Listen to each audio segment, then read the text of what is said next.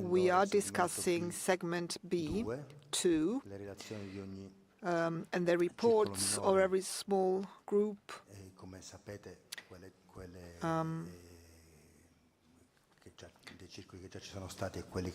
There have been previous groups, and the report and the other reports will then be summarized in the synthesis report.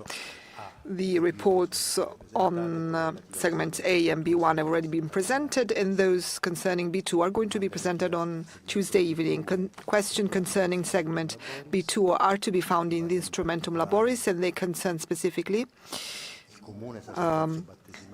the baptismal priesthood described in the first letter of Peter that concerns the entire people of God, and therefore the relationship between ordained ministries and non-ordained ministries. Therefore, it concerns the ministerial role of women and the conception of ministry as a service, the ministry of the bishop, and co-responsibility in the synodal church. 10 groups are working on module B2.1, 7 on module B2.2, 6 on module B2.3, 5 on module B2.4, and 7 on module B2.5. As you know, this division is the result of the requests of the members of the Synod. I'm now going to give the floor to Sheila for some information on this morning's general congregation, and then I also will add something later on. Obrigada, thank you. Boa tarde, good afternoon, and buonasera. I'm learning Italian here a little bit. Thank you so much for being here. So today the General Assembly saw the participation, or rather the Synod Assembly saw the participation of some 340 members that were present this morning. Just want to switch this off.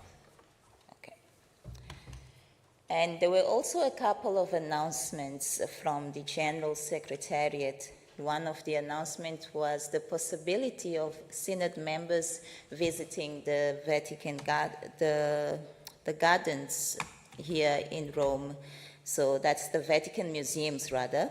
My apologies, the Vatican Museums. So there is that possibility of Synod members visiting, and this will be done in groups divided by the languages, the various languages that we have here. And the other two announcements were on a sad note. We were informed of the passing of the General Secretariat, not General Secretariat, but General Secretary of Caritas Syria.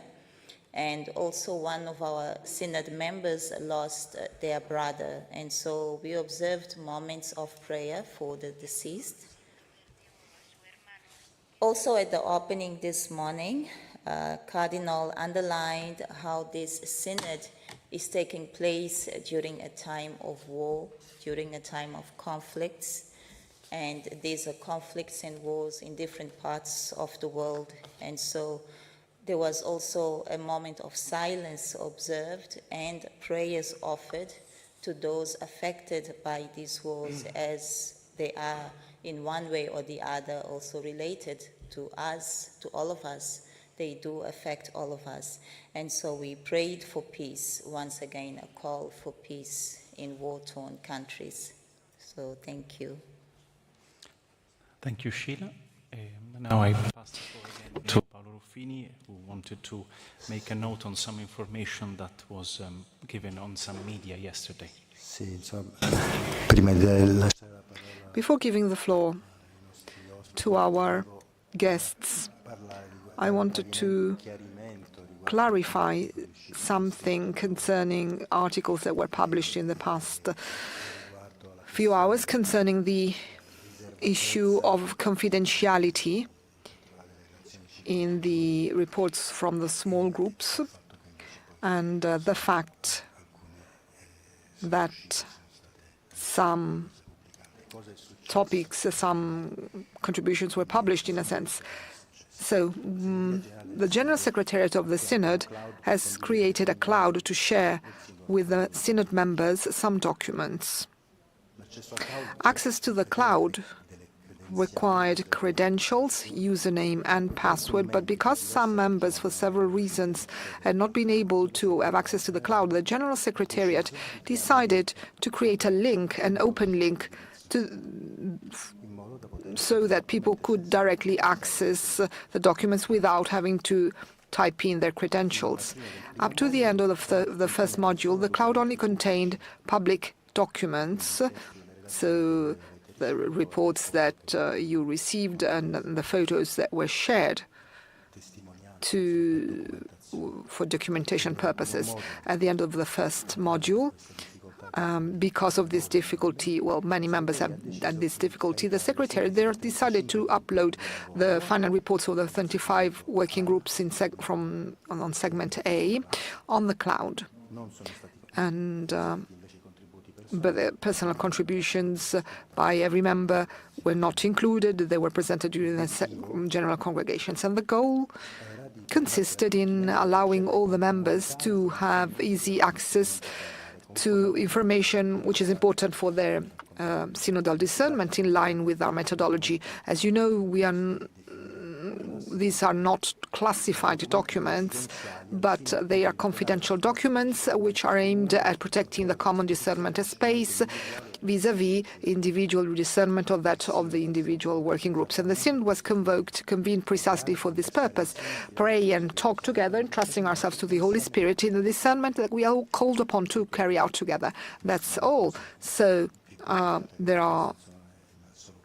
aren't any complications, but the solution found to allow people to access the documents through this link created the problem that was highlighted by some media.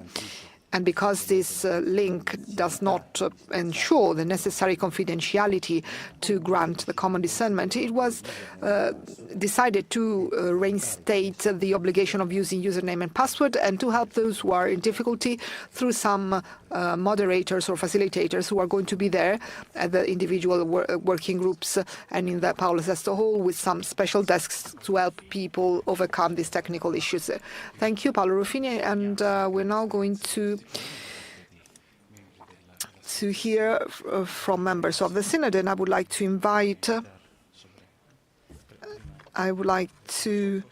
Enrique Alazón Garcia, President of Frater España.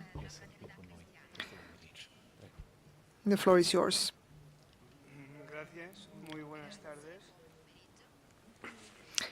Thank you. Good afternoon. I am grateful to the Holy Father because he has appointed me a member of the Synod. Such an important synod, the Synod on Synodality, was a great surprise for me. It filled my heart with joy. Some may think that this gesture by the Holy Father could be something formal but I would like to say that this is not the case.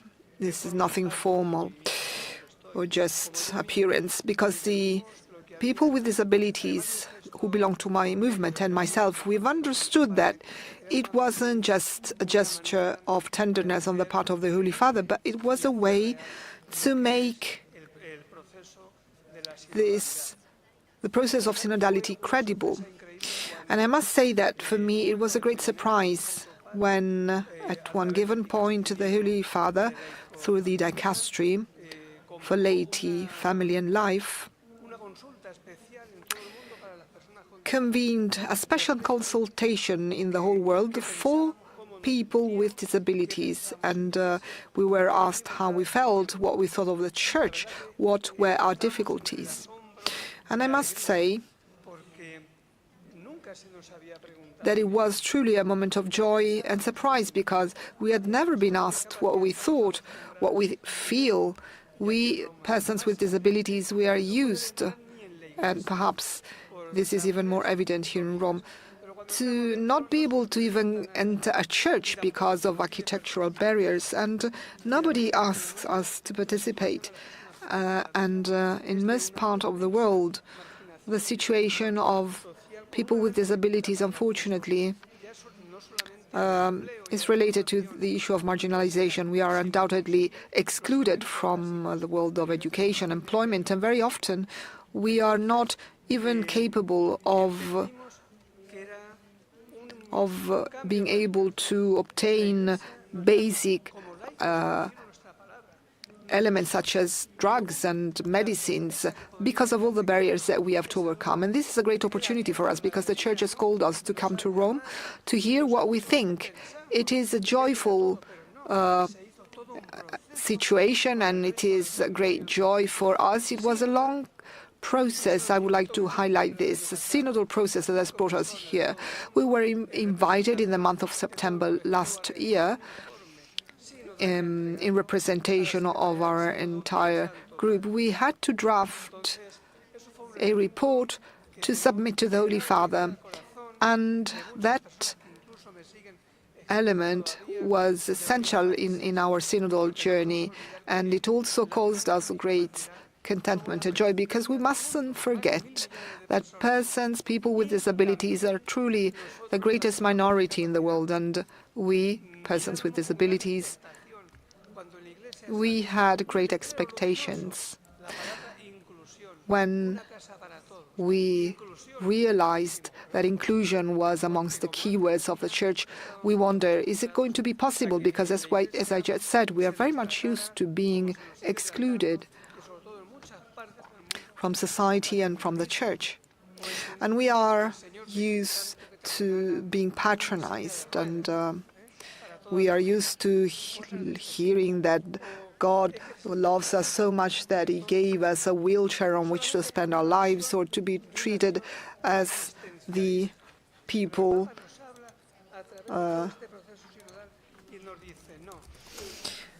poor people, unhappy people. But I remember the time when the Pope reminded us that we are full members, evangelizing members of the Church. In my community, in the community of persons with disabilities, this was a moment of great joy in our hearts. And it is essential because people with disabilities all over the world now are looking at the Church with different eyes. And I truly think that this can really lay the foundation for a great revolution in the Synod. We are working very much with many groups from all the peripheries from all over the world, including people with disabilities. I think this is essential. And I would also like to highlight the fact that since I got here, since the 3 days of retreat in Sacrofano and the time we spent here during the Synod, I must say that I was never patronized, and I was never treated like a poor soul, a poor thing. And I was surprised, I was struck. But it is also true that listening, prayer, and fraternal welcome are, in the first few days in Sacrofano, were essential for us to move forward in our personal and community journey in a different way. So we placed ourselves next to our brothers and sisters precisely with a fraternal attitude, and with an attitude which is typical of the working groups, small groups that we are participating in the Synodal Hall, because we are all at the same level. We all have the same authority and position. Cardinals, laypersons, persons with disabilities, we're all together there. And this allows us to understand that the Church, through synodality, truly wishes to move forward towards a dimension of the Church in which everybody, men and women, everyone will find a place, and where we will all called upon to carry out our evangelizing mission, which in some cases is very difficult to understand. Thank you. Thank you, Enrique. Thank you for your words. And it's true that right from the beginning of the synodal journey, also meetings and precious moments were organized with persons with disabilities of different types. And right from the beginning, we considered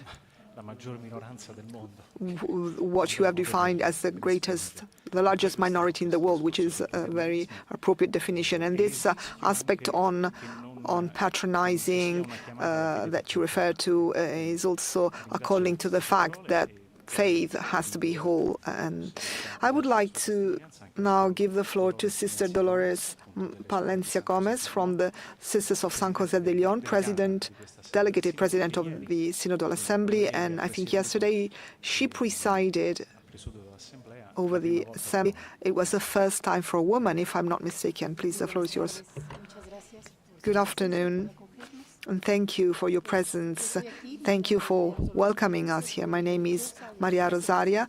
I have been a sister for over 50 years, and my journey through life was marked by peripheries. Almost all my life was spent with indigenous peoples, rural people, and also with migrants. At the moment, I'm living in a place where every day I welcome migrants from southern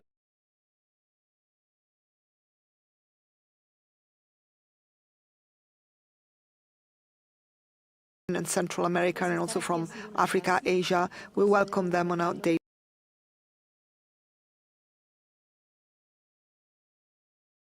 basis. Being here was a real grace and a gift for my life to have the opportunities of being invited to the Synod, and participate in the Synod's work.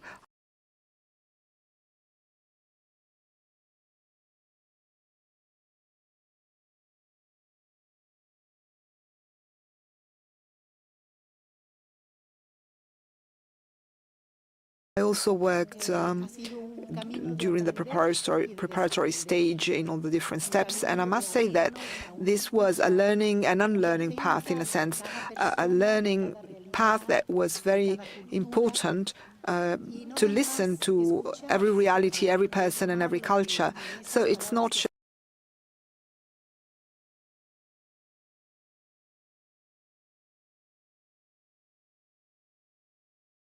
a matter of listening. It is also a matter of echoing through the other's words.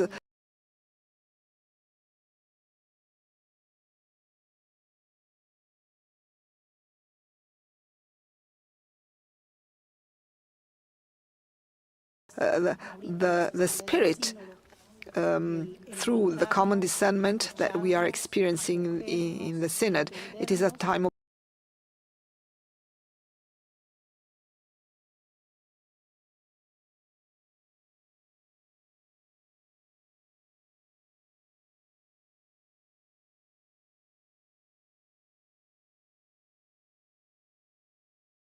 listening and listening and understanding, and through listening and understanding we try to discover what the Spirit is suggesting so that we may better serve our Church and to take steps forward based on a strong desire, that of being a message of hope in the name of the Gospel in the world. Yesterday I had the grace of being invited to be the delegated president, and I presided over the assembly in the morning session. And I must say that it was a very deep experience, very exciting as well, moving. And I sat down with the Pope. We were sitting at the same table. There was the Secretary General, the rapporteur, and I realized that this is forever a way of life, a co-responsibility which strongly emerges from the Synod. This is what emerges strongly, with a co-responsibility that unites us through our baptism. It is an invitation to be attentive, to pay attention, because as baptized men and women, we must continue to listen to the Spirit, and we must continue to journey together, respecting what at the cultural level must be different, what needs different responses to, journeying together with a permanent and ongoing dialogue. I have very clear in mind what we read in Ecclesiam Suam, written by Paul VI, the importance of the church as a dialogue. The church is dialogue. This is truly an expression that we are experiencing on a daily basis in our synod. It is something that for me is a great grace. Having been the first woman, as a cardinal was telling me yesterday, the first woman in 20 years to preside over an assembly of bishops. Well, for me, this was a gift and a grace. I think it is also a symbol of this openness, this opening, and this wish that the Church has, a desire that sees us as all pilgrims along the same route, something that places all of us at the same level, the role of women, of charism that we can offer the Church. These are all steps in this synodal journey, and they represent a great joy for me as well as a great responsibility. We always felt responsible for our role in the Church, but this today resounds in a much stronger way because we are publicly recognized and we must show what, as women, both lay women and sisters, we can put at the service of the gospel and of hope. Thank you very much. Thank you, Sister Dolores, also for these 50 years of service, over 50 years you were saying. So first of all, thank you for this, for your long service. And also thank you for what you were saying concerning the Church as a dialogue, what you highlighted about yesterday's work. So the effort made at making present what is being discussed during these days. You were speaking about responsibility, and it seems to me that what emerges from your word is also this responsibility you feel for the peripheries in order to take them in our hearts. And this is something different compared with representing them. It's actually more than representing them. But I would now like to give the floor to Maro Giuseppe Lepoli, General Abbot of the Cistercian Order. I'm very happy that you are here with us. Thank you. I am at the Synod because I was appointed by the Union of Superior Generals as one of the 5 religious male members who participate in the Synod. And I feel I represent also monastic life. And I must say that as a monk, I am learning a lot from this Synod. First of all, because it reminds me a bit of the approach adopted by Saint Benedict in establishing the pathway for every community. So the abbot has to regulate the journey of the flock so that the strong ones are not mortified in their generosity and the weak ones are not discouraged. So this means that we must give as a gift the journey to a community, and the Synod does so for the entire Church, at least for those who participate in it, so that by journeying, the communion is always preserved. And the greatest value is not so much what we say or what we decide, but first and foremost, that the communion of the Church is maintained, is preserved. The communion of the persons who are convened and who represent the entire Church. And that is why I feel very compelled and challenged by this Synod, because it calls for a conversion to listening, first and foremost, because perhaps like you, I came to the Synod concerned and worried about what I should have said or what would be said at the Synod. And on the contrary, I realize that the most important thing is precisely what the Spirit is going to tell us, and therefore within our mutual listening effort, our listening to each other, I imagine, particularly at this phase, this first month in the Synod, out of the 2 months that will make up the Synod. I imagine this as a situation in which the important thing is not so much at the level of what we must understand or say, but it is rather preparing a space where to listen to the Holy Spirit, in which the Holy Spirit can actually tell the Church, the Holy Spirit tells the Church what the Church needs to hear today. And I see, well, I participated in the 2018 Synod, which adopted a totally different methodology. And in that Synod, we were more sort of merged and lost in a sort of a mass. So there wasn't this feeling of journeying together in a communal way. The method of the small groups around a table is truly extremely helpful. It's an invitation to participate in the Synod within a very close-knit dialogue. It's like being constantly active in listening and in expressing ourselves as a responsibility which is delegated to the entire assembly, but that we must experience within the reality of the small group we belong to, which means establishing relationships and getting to know the people with their histories. And for instance, in the past few days, I was sitting next to a woman, a member of the Synod, who is Israelo-Palestinian. So you can imagine what it means to be a part of this small circle with a member who is suffering in her flesh for the current war. What I find important is that I am converting to a listening in which I realize that listening to the other is something that always tells me the truth. I always listen to the truth, even though the other person says something I do not agree with. And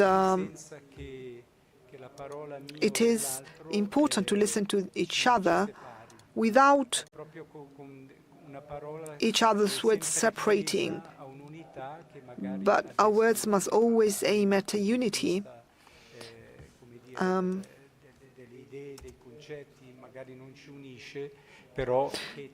So we want to reach a much deeper unity.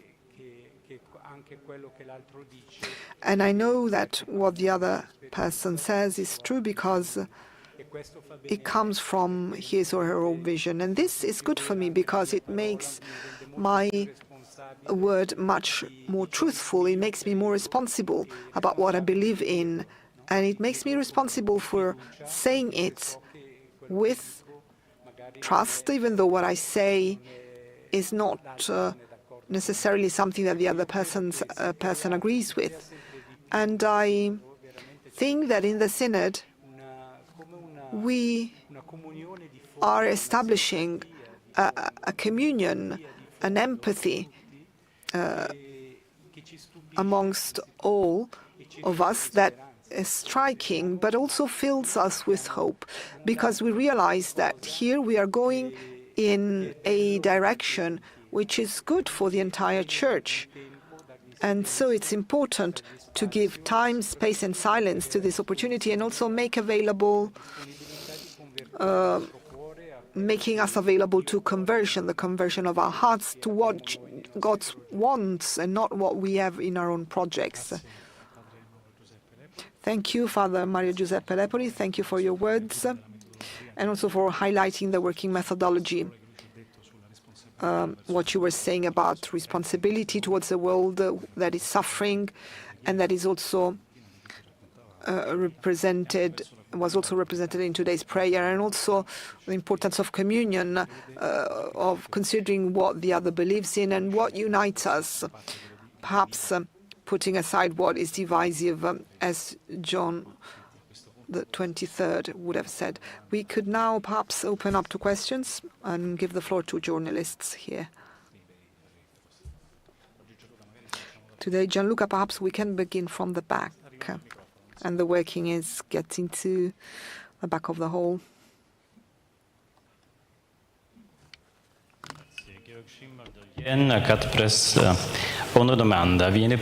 I have a question for Mr. Ruffini.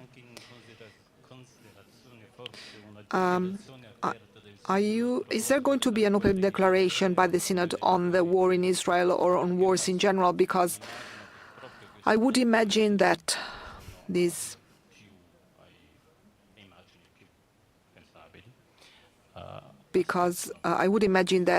brothers and sisters do expect something from the Synod, some form of solidarity.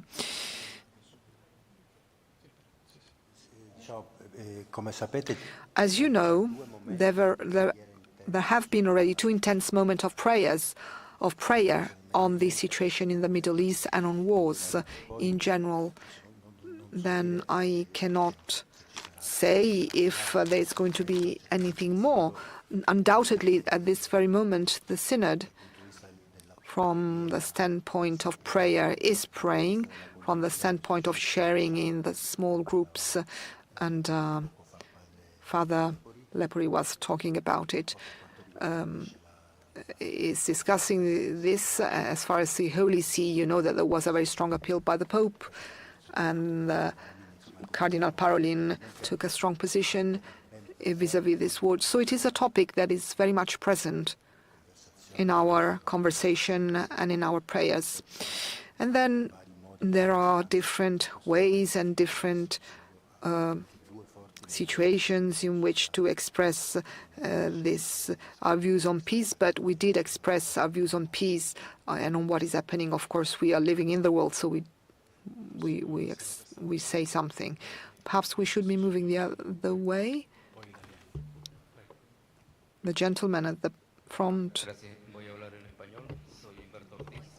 Good morning. Umberto Notis. I've been accredited from the Episcopal Conference of Peru. I have a question for Cecil Dolores and for Mr. Enrique. It must be very exciting and moving to be able to provide one's witness to the Synod. It's an experience of listening with an important role to play. I feel that this is crucial for our church, and I have a question. Which are your expectations from now on to the end of the Assembly concerning listening? Do you think you are going to be listened to in connection with the needs, the changes that the Church needs in the field of inclusion? Let us give the floor to ladies first. Well, personally, I feel that the journey we are making is helping us to say what we think. It allows us to be respected based on this right to take the floor. I think this is going to be a path which we are going to follow in our small groups, and that is going to be also highlighted through our reports and be presented to the Assembly. And I feel that this is a gradual process.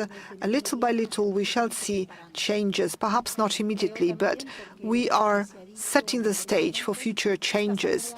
As we heard, as it was said on different occasions, I think that this Assembly is preparing for a journey, for a path, but there's going to be also another one next year, which is going to be more decisive and conclusive. There's going to be a process which is going to be very inclusive, in which we will be required to continue journeying together. As we said, there is this circular perspective because we are always going back to the basics, to the people of God. And all together, starting from our own origins, we will be able to provide our own contribution, to give our own contributions to promote a mutual and choral enrichment. It's going to take time, but we have already made strong steps ahead, which are going to help us see authentic changes.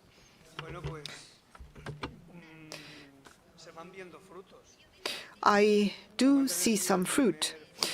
As I was saying earlier, the first was listening. The second, undoubtedly, has to do with our work in the small groups And it is essential, particularly for a person with disabilities. A person like me, myself. For persons like myself, it's not easy to speak. Often we are not even listened to, and this happens often with the bishops and cardinals. Sometimes it's very difficult to be received and to be listened to. And once you manage to, climb this mountain, but when you get to the end, you do see some paternalistic gestures, patronizing. You are received with tenderness. You are blessed, but then here the reality is different. Then the Synod is very much pedagogical in character. Hierarchy is realizing that it is possible to maintain, to have a dialogue and listening, and it isn't just a matter of listening, and we were saying that earlier. It's a dialogue. It's how are you? What are your needs? This is essential to be able to focus on this, because then when the members of the Synod are going to go back home and they go back to being in contact with persons with disabilities, or maybe they will go to places where there are no toilets for persons with disabilities, I am sure that all the members will see something that perhaps before they wouldn't have noticed. So the visibility and presence are very visible fruits. And I think, as Sister Maria was saying, from now on to 2024, we are going to continue journeying together, and we hope that there truly is a change in the Church's structures. It isn't just a matter of being part of the assemblies little by little, but what I mean is that it's important for our participation to be real. It is a structural matter. Starting from Rome, this will have to be expressed through the works of the episcopal conferences and in the parishes. So it's going to be essential to have a presence which is based on communion.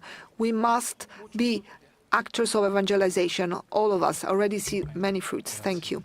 Thank you for your words. Diane. Diane Montagna, The Catholic Herald. Two questions. The first for Paolo Ruffini, Dottor Ruffini. I've asked this before, but two questions on procedure. Regarding the synthesis report that will come out at the end of this synod, can you tell us anything about what number one, content, what will the synod members be voting on?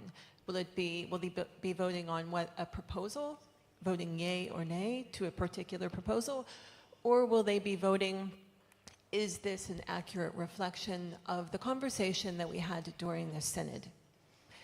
The second question would be, given that this is the first assembly that has allowed the voting to lay people, will we be given a breakdown of how many bishops voted for a particular point and how many of the laity or non-episcopal members voted for a particular point? Without names, of course, but just a general breakdown. This was the first question. You had a second one. I did have a second question. Questa era tutta la prima? Questa era la prima.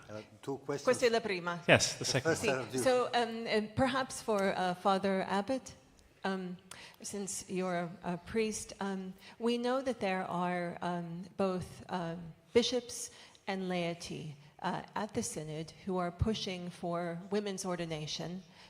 It's mentioned in the Instrumentum Laboris as a women's inclusion in the diaconate.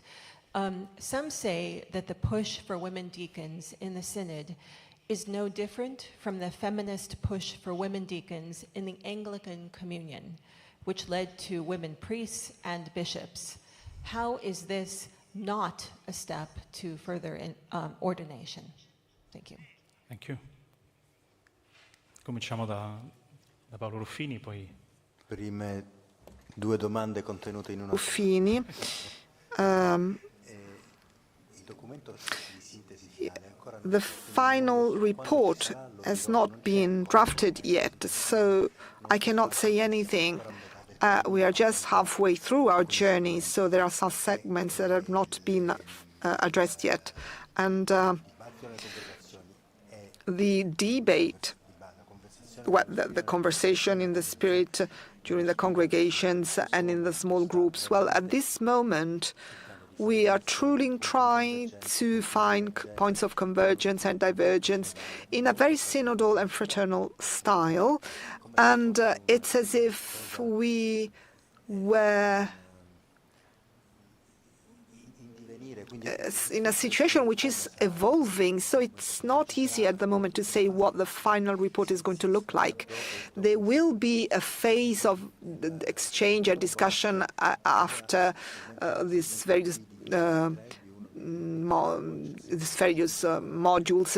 There are still going to be some modules to be discussed, and the final report is not there yet, and then it will be submitted to the Assembly. My feeling, but this is just personal as a member of the Synod, and I've said this before and I'm going to repeat, we are in a Synod which is going to be followed by an additional Assembly and another exchange or discussion, so it's probable that the final report or the synthesis report is going to be different compared with the final reports of the other synodal assemblies, as Father Repri was saying. He was referring to the 2018 Synod on Young People, because there's going to be another discussion, so it will be even more similar to an instrumentum laboris, perhaps more complex, and it will be different, I think, from a final synthesis.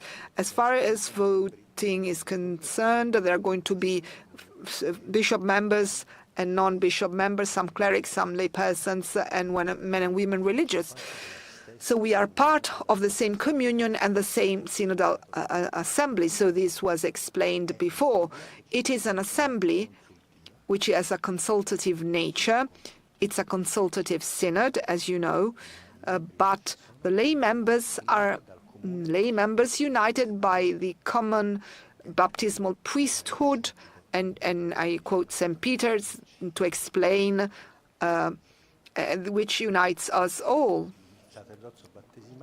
Baptismal priesthood, if you read St. Peter's letter, the first letter of St. Peter, it explains what this is all about. Let us now give the floor to Father Mauro Giuseppe for his response.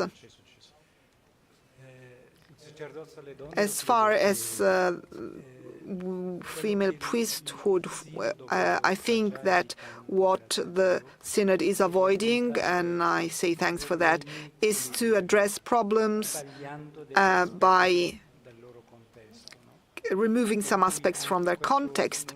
So this is not this topic is not dominating in our discussion, but what is important is the participation of women in the life of the Church. So how can we recognize better the baptismal dignity of women within the Church? And so, from what I've seen so far, nobody has spoken about female priesthood. We speak about the diaconate, and also the instrumentum laboris points, well, refers to this theme. But I think that the most important thing is not to address this issue in a, and I apologize for using this word, in a journalistic manner. So but we should rather address it from the perspective of what, or the awareness of what the Church is, and the vocation of men and women within the Church, and what it means, what we mean by order, and so on and so forth. And this requires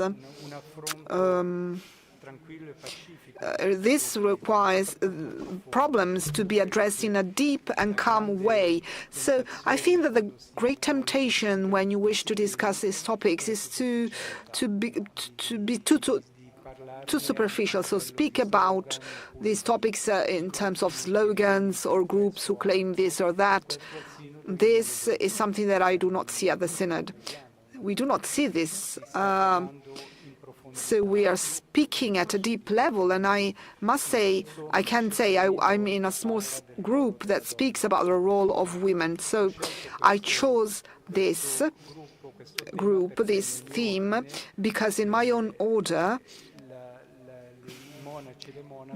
monks and nuns who belong to we belong to the same order, and also in terms of the governance of the order, for instance, abbots and abbesses are members of the same general chapter, so there are no distinctions or separations, and that is why I thought I could share my own experience, that this is something positive. In other words, living the life of the church.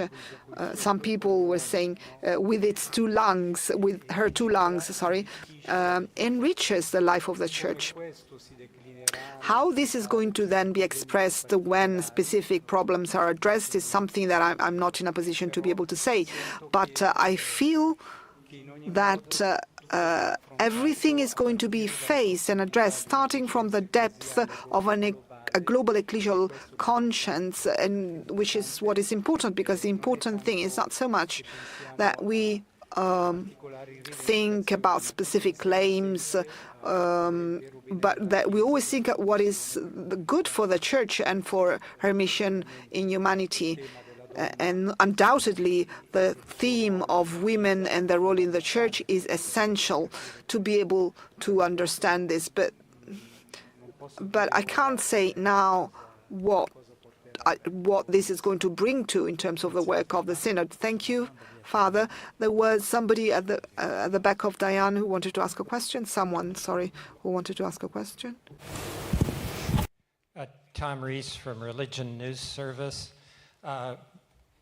Mr. Ruffini, you report that some journalists have accessed the synodal cloud and were able to get documents that have not been made public.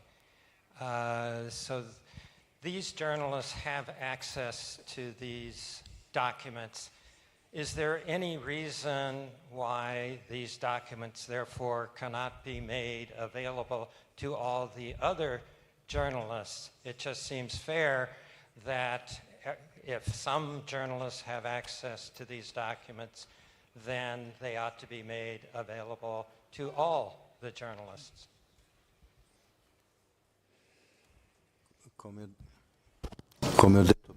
As I said before, there is nothing secret or confidential, but the intention of the General Secretariat of the Synod is to maintain confidentiality on the individual reports from every small group, not because it's a classified document that we are talking about, but because this thing, for some reason, would turn our encounter to pray for discernment into something else, in a sort of public conference. And the Pope, on other occasion, talked about the Parliament. This is the reason, and I've explained what happened, and I have nothing further to add to what I've already said. Thank you, Tom. Thank you, Paolo. There is a lady next to Diane. Lia Servino, the Women's Voice. Dada su compromiso tan grande con las migraciones, con los migrantes. Your commitment on the topic of migrants, to the topic of migrants in Mexico, has had a very strong impact on us. And I would like to know, we would like to know whether you think that something can be done in order to help families who have been divided or broken up by migrations, women who have been raped, or unaccompanied minors. You have talked about the synodal process in a different way, and I would like to ask you if in this sense we can do, if something more can be done. And then I would also like to ask you if we must continue to journey, to continue listening during the process that is going to continue until the next assembly. So journey while listening to the peripheries. How could we do that, in your opinion? Thank you.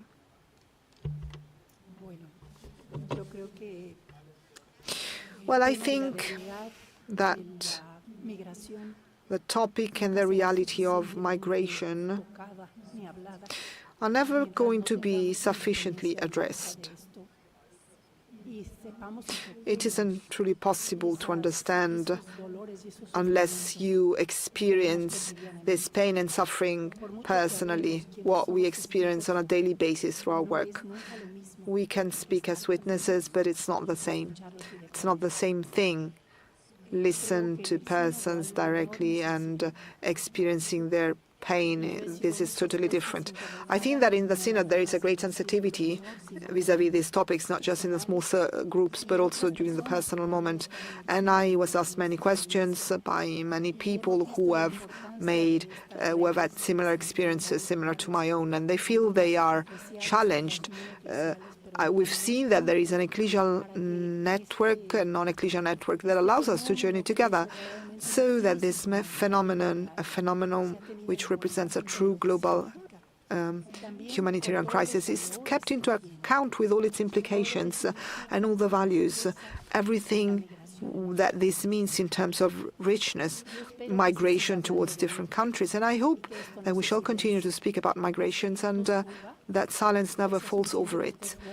I hope that this cry is listened to, is heard, and that it is sufficiently strong for the Church and the members of the Church to become responsible, and so that we may even, of course, reach the authorities in our society, because I think that this is truly a responsibility for human beings as such. And as to the importance of continuing this synodal process in order to reach the peripheries, the outskirts, I can say that in Latin America we have come to realize that the synodal process had not been sufficiently broad, and it hadn't been able to involve all the peripheries. So I feel we are very much aware of the fact that it is not just a matter of being witnesses or to bring other people's witnesses. What counts is to see the way in which they themselves speak and are witness of their own experience. So it is a matter of listening in an open way, and it is a great challenge that we are going to rise up to until next year. Well, I think this is essential, it is crucial, particularly starting from the villages, from the smallest realities. We must get and reach every place in a capillary way. We must transmit, pass on the message of the migrants so that the entire society may listen to us. I think that this is truly essential. And I'm elderly, and I remember the Second Vatican Council. I wasn't a member of the congregation, but I remember what was said at the time. And at the Puebla meeting, I already lived and worked in grassroots ecclesial communities. And when we tried to explain what would happen in Puebla, the truth is that we realized that people just wouldn't understand what a council was. What was the Second Vatican Council, what had happened in Medellin, so the work consisted in allowing the council to reach people so that in Puebla everybody could understand our message. This is our task, and it is very important indeed. The Synod, the words which are going to come out of the Synod, have to reach the grassroots communities in a capillary manner and the peripheries of the peripheries. And it is important that those who live in the peripheries can be witness in person. Hi, good afternoon. Colleen Dully from America Magazine. I have a question for Mr. Ruffini. My colleague, Zach Davis, asked you a few days ago, he said it sounds like there were different points of view offered from the delegates on various topics. In the past, discussions, especially around sexual identity, can become quite polarized. Do you think that this synod has allowed for better conversations around some of these issues? And if so, what do you think contributed to that? The media fasting, the roundtables, the retreat, etc.? Or do conversations still feel polarized? You told him a few days ago you didn't feel they were polarized. I'm curious if you still have the same answer. Thank you.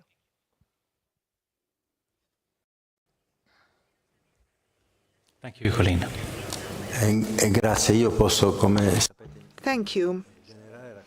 In general terms, I can tell you what I participated in the general congregations and what I could bear witness to through my listening in the group I participated in the general congregation. So what I can bear witness to is that true, there is a serene dialogue, exchange, even though people do not hold the same positions. And also in the small groups, the members are invited to highlight the aspects they disagree on, if there are any. So they mustn't be shy, or they mustn't hide aspects on which there may be a disagreement, as it has happened in the history of the Church. So more than once we heard mention Paul and Peter, and I also did. So it doesn't mean that the Church has not been marked by phases of discussions and thorny ones, but this is what is my experience, but we could perhaps listen also to the opinion of others. But what I can say is that when these topics were addressed, we are halfway through our journey, so there may be, I don't know, more polarized exchanges and less based on communion. But what I can bear witness to is actually the beauty of being able to address these themes in communion. So I've been a journalist in the past, and I can bear witness to the fact that what I'm witnessing is an extraordinary exercise of communion, even in diversity, in differences. There are many topics that may be seen differently depending on one's culture, but we are truly making an effort to understand each other, to listen to each other, to understand each other's reasons, while not remaining in the opinion, staying in the opinion we hold. There aren't just two sides. The Church is multifaceted, but still I can really bear witness to this in the stage in our journey we have. So I think we have come to the end of this briefing. There will be other opportunities for you to ask questions in case they have not been answered today. I would like to thank, first of all, the journalists who have participated in this meeting, the guests who have shared with us their experiences, and Mr. Ruffini and Sheila for helping us to follow this briefing. So thank you again for being here on such a on this Saturday with such nice weather. So that concludes this live broadcast of this press briefing of the 16th Ordinary General Assembly of the Synod of Bishops. Today we heard from Father Mauro Giuseppe Lepori, Abbot General of the Cistercian Order, Sister Maria de los Dolores Palencia Gomez of the Daughters of St. Joseph of Lyon, and Mr. Enrique Arazón Garcia, President of Frate España, which is a Spanish confraternity of people with disabilities. I'm Joseph Tulloch. Thank you very much for tuning in, and do join us next time. Laudetur Jesus Christus. Praised be Jesus Christ.